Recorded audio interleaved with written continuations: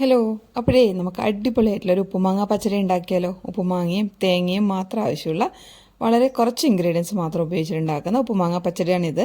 അപ്പോൾ ഞാനിതിലേക്ക് 1 കപ്പ് തേങ്ങ എടുത്തിട്ടുണ്ട്. അതിലേക്ക് 1 കപ്പ് പോലെ ഉപ്പുമാങ്ങ എടുത്തിട്ടുണ്ട്. ഉപ്പുമാങ്ങയുടെ പുളിയും ഉപ്പും അനുസരിച്ചിട്ടാണ് നമ്മൾ എടുക്കുന്നതിൻ്റെ അളവ് അഡ്ജസ്റ്റ് ചെയ്യേണ്ടത് കേട്ടോ. ഒരു മിക്സിയുടെ ജാറിലേക്ക് തേങ്ങ ചേർത്ത് കൊടുക്കാം. അതിലേക്ക് ഉപ്പുമാങ്ങയുടെ നീര് മാത്രം ചേർത്തിട്ട് നമുക്ക് അരച്ചെടുക്കാം. ഈ നീര് ചേർക്കുമ്പോൾ ശ്രദ്ധിക്കണം, എത്രത്തോളം ഉപ്പുണ്ടെന്ന് നോക്കിയിട്ട് വേണം നീര് ചേർക്കാൻ. നല്ലപോലെ ഉപ്പുണ്ടെങ്കിൽ അതിന് പകരം കുറച്ച് വെള്ളം കൂടെ ചേർത്തിട്ട് അരച്ചെടുത്താൽ മതി.